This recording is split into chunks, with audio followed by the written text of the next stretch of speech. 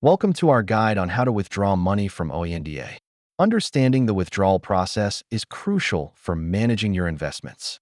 Before we dive in, let's discuss the types of accounts available on OANDA and their eligibility for withdrawals. Step 1. Log into your OANDA account securely to start the withdrawal process. Step 2.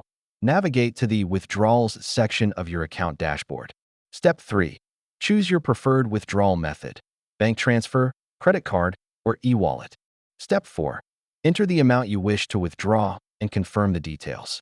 Step 5. Review any fees and processing times associated with your chosen method before proceeding. Step 6. Confirm your withdrawal request and await processing. This can take several days depending on your method. Here are some tips for a smooth withdrawal experience and common issues you'll want to avoid. In conclusion, we've covered the step-by-step process for withdrawing money from OANDA. Follow these steps to manage your funds easily.